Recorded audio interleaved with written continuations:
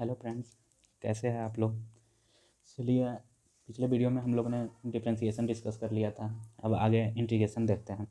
तो चलिए अब देखते हैं इंटीग्रेशन क्या होता है, कैसे सॉल्व करते हैं, उसका फॉर्मूला क्या होता है, क्या रूल है, क्या है, वो सब हम सॉल्व करेंगे। तो चलिए सबसे पहले देखेंगे, छोटा सा एक देख लेते हैं इसका डिफिनीसन क्या होता है। देखिए, द रिवर्स ऑफ डिफरेंशिएशन या डेरिवेटिव इज कॉल्ड इंटीग्रेशन, और anti derivative generally it is written as. देखिए, डिफरेंशिएशन का जो अपोजिट होता है उसी को इंटीग्रेशन बोलते हैं, समझे। इसको इंटीग्रेट क्या करते हैं, जैसे एस एस लिखते हैं ना, वैसे इसे डिनोट करते हैं। देखिए, 1/d को हम क्या कहते हैं, इंटीग्रेशन कहते हैं। जैसे यहाँ पे आपको क्लियर हो गया होगा, ये क्या है, डी क्या है, डिफरेंशिएशन है, समझे। इसी को हम क्या कहते हैं, इंटीग्रेशन बोलते हैं। तो अब चलिए इंटीग्रेशन देखिए, बेसिकली दो टाइप्स के होते हैं, इंडिफिनिट इंटीग्रेशन, डिफिनिट इंटीग्रेशन। तो देखिए, अब दोनों में डिफरेंस क्या है। देखिए, इंडिफिनिट इंटीग्रेशन में अपर और लोअर लिमिट नहीं दिया रहता है। इसमें क्या दिया हुआ रहता है, डिफिनिट में अपर और लोअर लिमिट दिया रहता है, जिसके थ्रू हम फाइंड करते हैं। सेम फार्मूला का यूज होता है। और क्या दिया हुआ रहता है, इंडिफिनिट में अपर और लोअर लिमिट नहीं दिया रहता है, और इसमें डिफिनिट में अपर और लोअर लिमिट दिया रहता है, जिसका वैल्यू पुट करके हम वैल्यू फाइंड होता है। एक वैल्यू सिंपल सा कहे तो इंडिफिनिट में एक एल्जेब्रिक फंक्शन में आता है, या ट्रिगोनोमेट्रिक या लॉगरिथमिक या कोई भी फंक्शन में ही आएगा, इसमें एक वैल्यू आपको दे देगा डिफिनिट में। तो चलिए हम आगे देखते हैं इंटीग्रेशन। अब देखिए कैसे कैसे सोल्व करते हैं। देखिए, we know that D F X by D x equal to F dash X, ये तो हम लोग डिफ्रेंसिएशन में जानते हैं, F dash X equal to F X by D X. F X का डिफ्रेंसिएशन क्या होता है, एफ डैश एक्स होता है, उसी को हम लिख दिए हैं। अब क्या किए हैं, डी एफ एक्स यहाँ पे ये डी एक्स को इधर कर दिए हैं। अब क्या किए, अब डी को यहाँ से डिवाइड में आ गया, यहाँ मल्टीप्लाई है तो यहाँ डिवाइड हो गया। डिवाइड होने के बाद क्या बचा यहाँ पे, एफ एक्स इक्वल टू क्या हो गया। अब 1/d को हम क्या बोलते हैं, इंटीग्रेशन। देखिए, आपको हम समझाने के लिए ये कर रहे हैं। तो 1/d को हम क्या बोलते हैं, इंटीग्रेशन। तो इंटीग्रेशन का साइन लगा दिया, f dash x into D x. अब क्या हो गया, integration f dash x into D x equal to F x plus c. देख लीजिए, एफ एक्स प्लस सी। अब चलिए इसका फॉर्मूला देखते हैं, इसका फॉर्मूला क्या होता है। अब देखिए, कुछ इंपॉर्टेंट फार्मूले हैं। देखिए, अगर कोई भी फंक्शन में है एक्स के पावर एन के टर्म में दिया हुआ हो, तो उसका फॉर्मूला होता है एक्स के power n plus one by n plus one. Differentiation में क्या होता था, एक्स के पावर एन का, एक्स के पावर एन का फॉर्मूला क्या होता है, एन इंटू एक्स के पावर एन माइनस वन। इसमें क्या होता है, एक्स के power n plus one by n plus one plus C. C क्या है, कॉन्स्टेंट टर्म है, समझे। इंटीग्रेशन में हम कॉन्स्टेंट टर्म का यूज करते हैं। अब देखिए, डी एक्स का इंटीग्रेशन क्या होता है, एक्स होता है, समझे। वहाँ पे एक्स का डिफ्रेंसिएशन क्या होता था, एक्स स्क्वायर प्लस वन होता था, कांस्टेंट का डिफ्रेंसिएशन जीरो हो जाता था। अब देखिए यहाँ पे क्या है, 1/x का इंटू डी एक्स का इंटीग्रेशन क्या होता है, लॉग एक्स हो जाता है। वहाँ पे लॉग एक्स का डिफ्रेंसिएशन हमको इतना आता था। तो देखिए, इसीलिए हम क्या बोल रहे हैं, इंटीग्रेशन क्या है, डिफ्रेंसिएशन के जस्ट अपोजिट है, यानी रिवर्स है, समझे। इसलिए हम डिफाइन जो किए हैं इसके थ्रू ही किए हैं।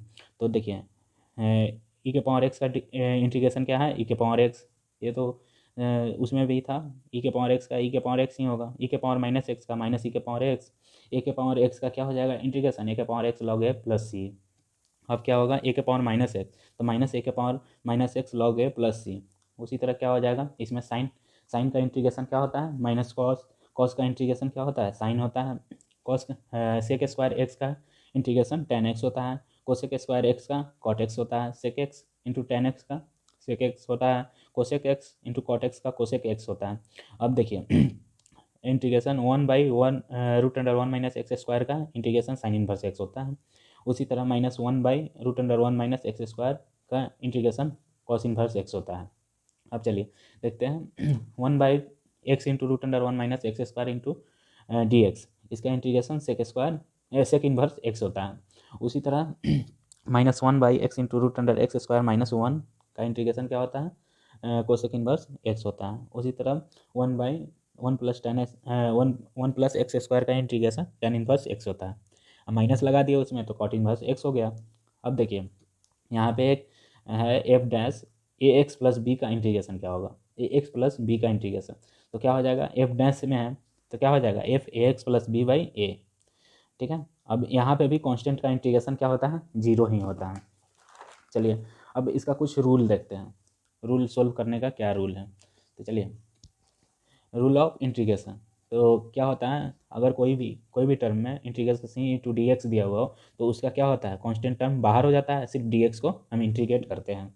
समझे, अगर जैसे एग्जांपल में देख लीजिए 5 इंटू डी एक्स दिया हुआ है, तो हम क्या करेंगे, इसको 5 को बाहर कर देंगे, सिंपल हम डी एक्स को लेके इंटीग्रेट करेंगे, वही हमको कह रहा है। अब देखिए यहाँ पे दिया हुआ है c into f x into D x, तो हम बेसिकली एफ एक्स या डी एक्स या जी एक्स से हम डिफ्रेंसिएशन इंटीग्रेशन को डिनोट करते हैं। समझे, तो क्या हो जाएगा, यहाँ पे भी कांस्टेंट टर्म हमको बाहर हो जाएगा, सिर्फ एफ एक्स को हम डिफरेंस इंटीग्रेट करेंगे। उसी तरह हमको दिया हुआ है, अगर कोई भी फंक्शन प्लस माइनस में है, एफ एक्स प्लस जी एक्स प्लस जितना भी टर्म हो इंटू डी एक्स, तो उसको अलग अलग करके हम क्या करते हैं, इंटीग्रेट करते हैं। ये हमको बेसिक पता चल गया, प्लस माइनस हम ये सेम कर लेंगे। जैसे एग्जांपल हम देख लेते हैं, जैसे हमको दिया हुआ है 2x plus 3x plus 6x into D x integration, इसका इंटीग्रेशन कर रहा है, तो यही रूल का यूज करेंगे हम। चलिए आगे क्वेश्चन देखेंगे जिससे हमको कंसेप्ट क्लियर हो जाएगा। चलिए अब हमको दिया हुआ है मेथड ऑफ इंटीग्रेशन।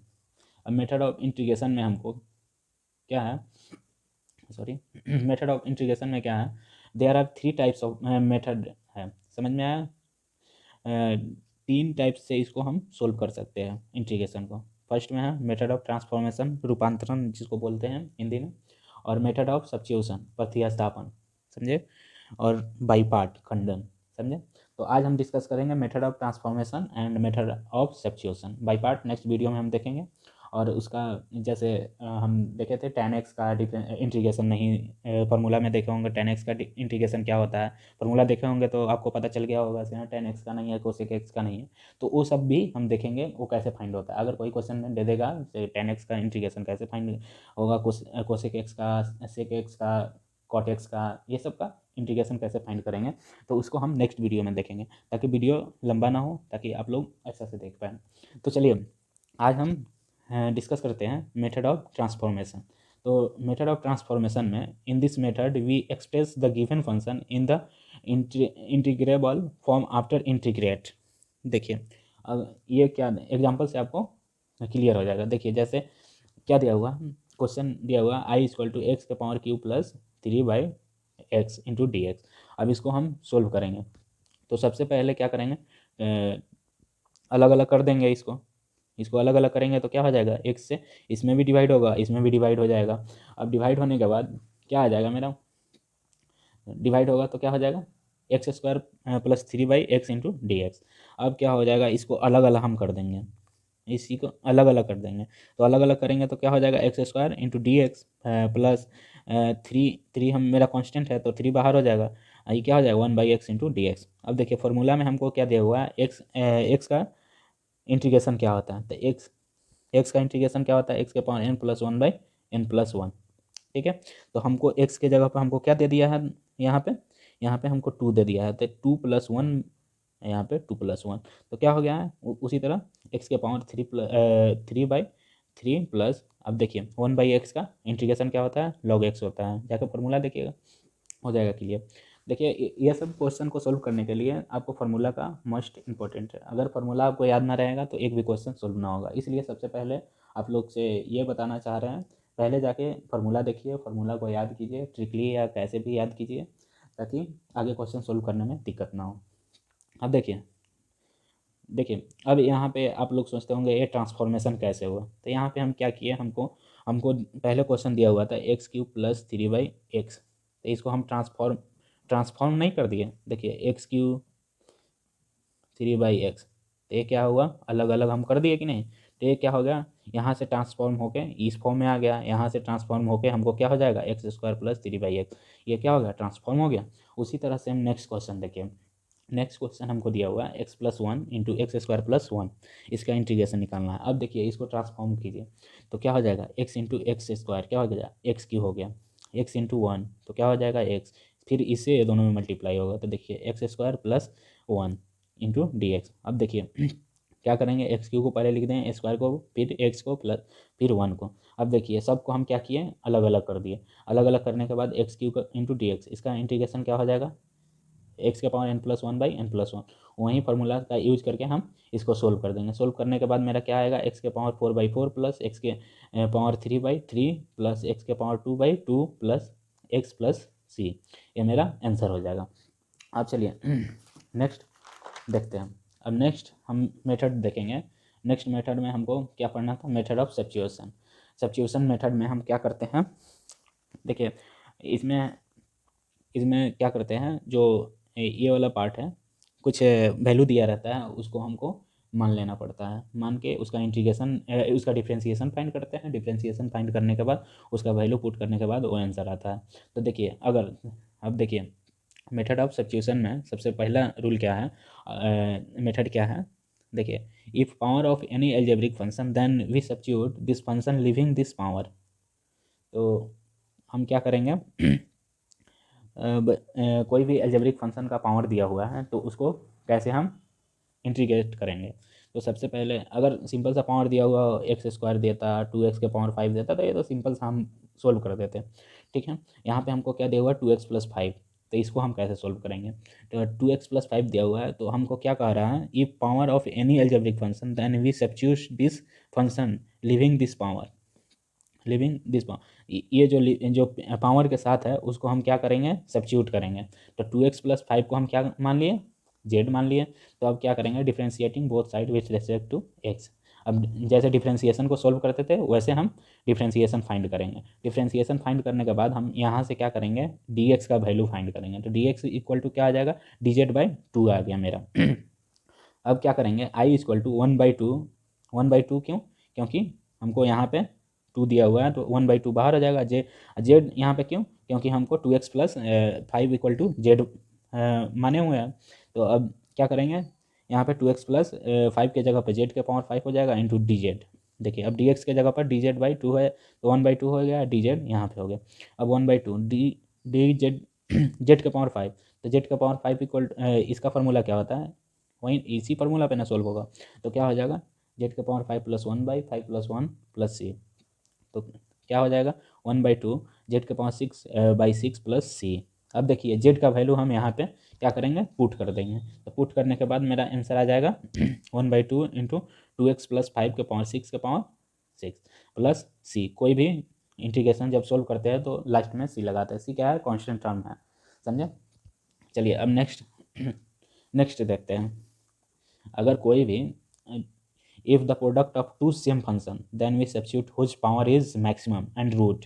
देखिए अगर कोई भी सेम फंक्शन हो, कोई भी सेम फंक्शन हो, एल्जेब्रिक हो, लॉगरिथमिक हो या कुछ भी हो, तो उसका उसमें किसको हम लेकर सब्स्टिट्यूट करते हैं, तो उसमें जिसका मैक्सिमम पावर होगा या रूट में होगा उसको हम लेके सब्स्टिट्यूट करते हैं। देखिए अब एग्जांपल से यहाँ पे क्लियर हो जाएगा। देखिए आई इक्वल टू क्या दिया हुआ है, इंटीग्रेशन 2x इंटू x² + 1 का पावर 3। अब देखिए यहाँ पे मैक्सिमम पावर किसका है, इसका है। तो मान लिया x² + 1 = z। अब क्या करेंगे, जैसे डिफ्रेंशिएशन को सोल्व करते थे वैसे हम सोल्व कर देंगे। तो सोल्व किए तो मेरा क्या आया, dx का वैल्यू हम यहाँ से क्या फाइंड करते हैं, एक्चुअल dx का वैल्यू फाइंड करते हैं। तो x का वैल्यू हमको क्या, dx का वैल्यू क्या आया, dz/2x। अब क्या करेंगे, यहाँ पे वैल्यू पुट कर देंगे। तो आई इक्वल टू, पहले हमको आई इक्वल टू क्या दिया हुआ था, इंटीग्रेशन 2x इंटू क्या दिया हुआ, x² + 1 का 1³ इंटू डी एक्स, यही ना दिया हुआ था। तो यहाँ पे हम वैल्यू पुट करेंगे तो 2x। अब देखिए इसको तो हम जेड मान लिए हैं, तो जेड का पावर 3 इंटू डी एक्स के जगह पर हम क्या लिख देंगे, dz/2x, क्योंकि हमको यहाँ से dx का वैल्यू दे दिया है। तब देखिए 2x से 2x कैंसिल हो जाएगा, तो क्या मेरा क्या बचेगा, ZQ इंटू डी जेड, यही ना हो जाएगा। तो अब क्या करेंगे, जेड के पावर 3 का फॉर्मूला यूज़ कर लेंगे, एक्स के पावर n का फॉर्मूला यूज़ कर लेंगे। फॉर्मूला यूज़ करने के बाद मेरा ये आ जाएगा आंसर, जेड के पावर 4/4 प्लस c आ जाएगा। अब क्या है, जेड का वैल्यू हमको क्या माने थे, x² + 1, उसका वैल्यू हम पुट कर देंगे, सिंपल आंसर आ जाएगा। चलिए नेक्स्ट क्वेश्चन देखते हैं। नेक्स्ट हमको दिया हुआ है, इसी का एग्जांपल देखते हैं। अगर दो ट्रिगोनोमेट्रिक फंक्शन है और ट्रिगोनोमेट्रिक फंक्शन है, तो उसको हम कैसे सोल्व करेंगे सब्स्टिट्यूशन मेथड से। तो देखिए अब हमको दो ट्रिगोनोमेट्रिक फंक्शन है, तो सबसे पहले हम जो मेरा क्या रूल कहता है, रूल यही ना कहता है जिसका मैक्सिमम पावर हो या रूट में हो। तो देखेंगे यहाँ पे रूट में क्या है, साइन एक्स है, रूट साइन एक्स है। तो let sine X equal to Z मान लिए। अब डिफ्रेंशिएट किए, डिफ्रेंशिएट करने के बाद डी एक्स का हमको वैल्यू आ गया D Z by cos x, ये आ गया। अब क्या करेंगे, सिंपल सा यहाँ पे वैल्यू हम पुट कर देंगे, तो क्या हो जाएगा इंटीग्रेशन। अब देखिए रूट में साइन एक्स था, हमको जेड माने थे, तो यहाँ पे जेड हो जाएगा, कॉस एक्स हो गया। अब डी एक्स के जगह पर क्या है, D Z by cos X, D Z by cos X. अब कॉस से कॉस कैंसिल हो जाएगा, तो क्या मेरा बचेगा, root Z into D Z. अब रूट जेड को हम क्या लिख सकते हैं, जेड के पावर 1/2। अब 1/2 लिख दिए। अब यहाँ से हम इसका फार्मूला यूज करके हम यहाँ से वैल्यू फाइंड कर लेंगे। वैल्यू फाइंड करने के बाद मेरा क्या आ जाएगा, 2/3 जेड के पावर 3/2 प्लस सी। अब देखिए जेड का वैल्यू हम क्या माने थे, साइन एक्स, तो क्या हो जाएगा 2/3 साइन एक्स के पावर 3/2 प्लस सी, ये मेरा आंसर हो जाएगा। चलिए अब नेक्स्ट देखते हैं। नेक्स्ट रूल क्या कहता है, in trigonometric function we substitute their angle. अगर कोई भी ट्रिगोनोमेट्रिक फंक्शन दिया हुआ हो तो उसका हम सब्स्टिट्यूट उसका एंगल ही करते हैं, समझे। तो चलिए इसको सोल्व करते हैं। एग्जांपल दिया हुआ है I equal to integration cos 3x + 5 into D x. अब देखिए इसका एंगल में क्या दिया हुआ है 3x + 5, यहाँ से हम क्या करेंगे, इसको डिफ्रेंशिएट करेंगे, सिंपल सा है। अब यहाँ से हम डी एक्स का वैल्यू फाइंड कर लेंगे, डी एक्स का वैल्यू फाइंड करेंगे, क्या आ जाएगा आई इक्वल टू 1/3। 1/3 क्यों, क्योंकि ये 1/3 बाहर हो जाएगा, क्योंकि कांस्टेंट शुरू में ही देखे हैं सी इंटू डी एक्स दिया हुआ हो तो सी बाहर हो जाता है, डी एक्स अंदर आता है। तो उसी तरह ये क्या कांस्टेंट टर्म है इसलिए बाहर हो जाएगा, तो 1/3 बाहर हो गया। तो कॉस का डिफ्रेंशिएशन इंटीग्रेशन क्या होता है, साइन होता है। देखिए अब इसमें ये घबराने वाली बात ना है, साइन का यहाँ पे इंटीग्रेशन माइनस कॉस होता है, ये नहीं सोचना है। देखिए सेम अपोजिट होता है, जैसे डिफ्रेंशिएशन में हम लोग फाइंड करते थे तो उसका अपोजिट हो जाएगा। तो मेरा क्या आ जाएगा 1/3 साइन जेड प्लस सी। अब देखिए हम जेड को क्या माने थे 3x + 5, तो 3x + 5 जेड का वैल्यू पुट कर देंगे, ये मेरा आंसर आ जाएगा। चलिए अब नेक्स्ट देखते हैं इसी के एग्जांपल से एक दो क्वेश्चन। तो देखिए अगर हमको दिया हुआ है integration 2x into sine x² into D x. अब देखिए हमको इसका रूल यही ना कहता है, अगर कोई भी ट्रिगोनोमेट्रिक फंक्शन है तो उसका एंगल को लेके हम सब्स्टिट्यूट करते हैं। तो late x² equal to Z. तो अब हम क्या करेंगे, डिफ्रेंशिएट कर देंगे। डिफ्रेंशिएट करने के बाद हमको डी एक्स का वैल्यू आ गया D Z by 2x, D Z by 2x। अब क्या करेंगे, डी एक्स का वैल्यू हम इसमें पुट कर देंगे जो इंटीग्रेशन दिया हुआ है। तो ऑलरेडी हम क्या किए थे, यहाँ पे एंगल हम वैल्यू माने थे, तो यहाँ पे क्या था x² था, तो x² के जगह पर जेड हो जाएगा। अब देखिए डी एक्स के जगह पर क्या हो जाएगा D Z by 2x cancel हो जाएगा, क्या बचेगा मेरा sine Z into D Z. अब देखिए साइन का इंटीग्रेशन क्या होता है, माइनस कॉस होता है, तो कॉस जेड हो जाएगा। और जेड को हम क्या माने हैं x², यहाँ पे जेड का वैल्यू पुट कर देंगे, जो आएगा मेरा यही आंसर हो जाएगा। चलिए एक और क्वेश्चन देखते हैं इसी का।